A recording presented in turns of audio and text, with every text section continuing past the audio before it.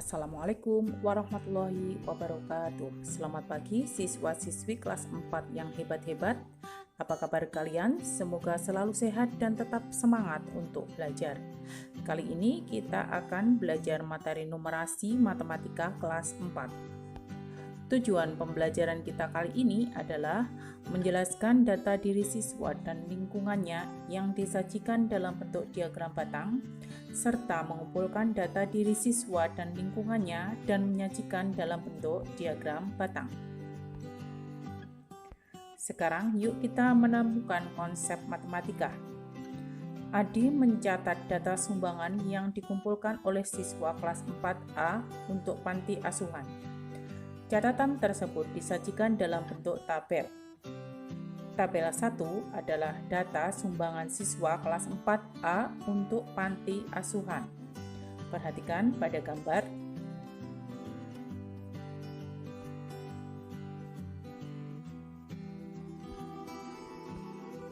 Untuk memudahkan dalam membaca data, Adi juga menyajikan data di atas dalam bentuk diagram batang seperti tampak pada gambar berikut.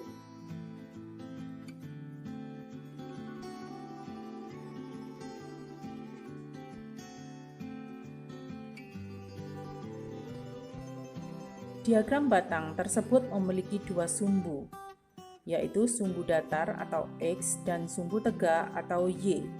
Sumbu X menunjukkan jenis sumbangan dan sumbu Y menunjukkan banyaknya sumbangan.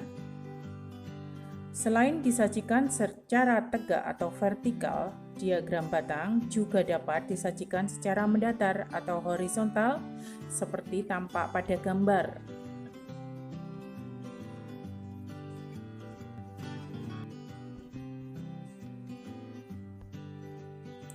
Nah, saatnya bereksplorasi matematika.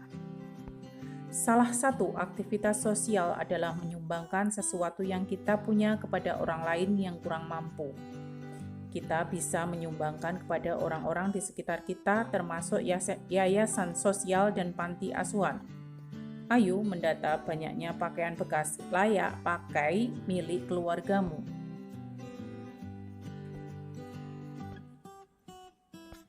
Yang pertama, buatlah data pakaian bekas milikmu dan keluargamu yang ada di rumah dalam bentuk tabel. Data pakaian bekas layak pakai di rumah adalah sebagai berikut.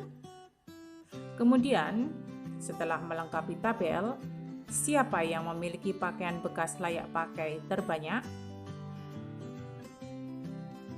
3. Siapa saja yang memiliki baju bekas layak pakai lebih dari 5? Kemudian, sebutkan 2 orang yang memiliki baju layak pakai dengan selisih paling sedikit.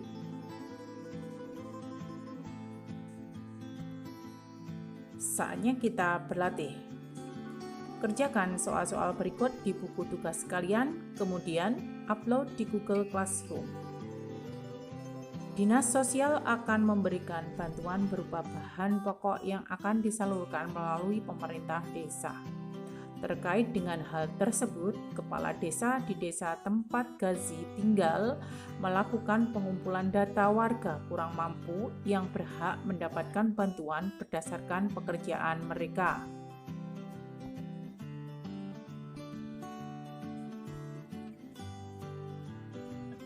Berikut adalah hasil pendataan dalam bentuk diagram batang yang diperoleh. Perhatikan pada gambar.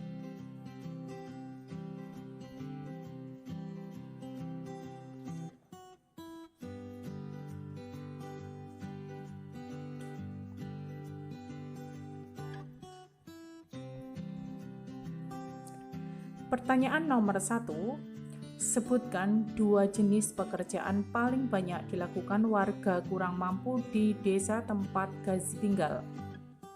Pertanyaan kedua, tulislah secara berurutan jenis pekerjaan warga kurang mampu dari yang paling sedikit sampai paling banyak. Nomor 3, sebutkan 2 pekerjaan dengan selisih paling banyak. Dan yang keempat, berdasarkan data tersebut, banyak warga kurang mampu di tempat tinggal Gazi adalah sekitar titik-titik orang.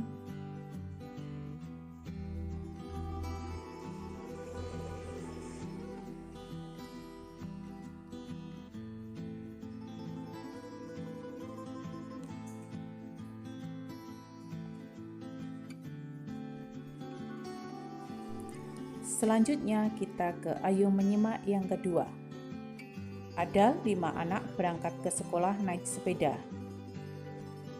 Ada 8 anak berangkat ke sekolah naik bus. Kemudian ada 3 anak berangkat naik mobil dan 9 anak berjalan kaki. Buatlah sumbu tegak dan sumbu datar.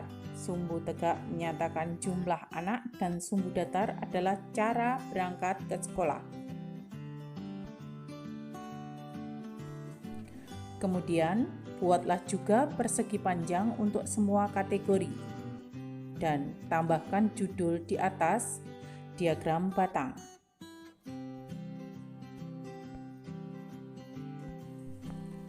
Berikut ini langkah-langkah umum untuk membuat diagram batang. 1. Buatlah sumbu datar atau X dan sumbu tegak atau Y yang saling tegak lurus. Tuliskan macam-macam cara siswa berangkat ke sekolah pada sumbu datar. Kemudian, tuliskan bilangan yang menyatakan banyaknya siswa pada sumbu tegak. Dan gambarlah persegi panjang tegak untuk setiap cara siswa berangkat ke sekolah yang tingginya sesuai dengan banyaknya siswa pada sumbu tegak. Masih bereksplorasi matematika. Salah satu bentuk disabilitas adalah keterbatasan dalam berjalan. Namun hebatnya, banyak di antara penyandang disabilitas yang mampu bekerja seperti biasa. Ada yang menjadi petugas kebersihan, atlet, guru, dan berbagai profesi lainnya. Pernahkah kalian mencoba berdiri dengan satu kaki? Berapa menit paling lama yang dapat kamu lakukan? Nah, sekarang ayo coba mendata durasi waktu yang kamu perlukan untuk dapat berdiri dengan satu kaki. Ajak juga ayah atau ibu atau kakak ataupun adik atau siapapun yang kamu jumpai di rumah.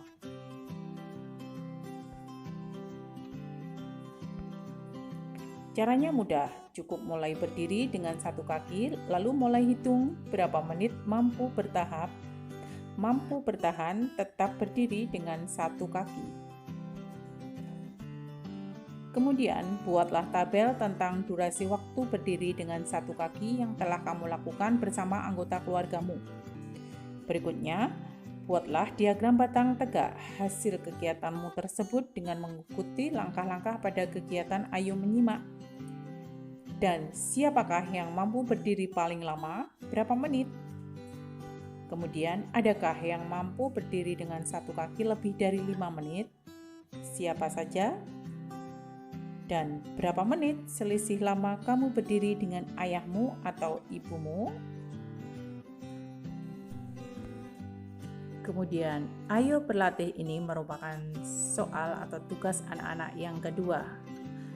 Soal ini silakan di-upload di Google Classroom setelah kalian kerjakan.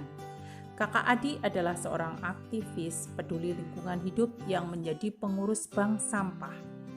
Berikut ini adalah data pengumpulan sampah plastik dan kertas yang dicatat oleh Kakak Adi selama 5 bulan terakhir.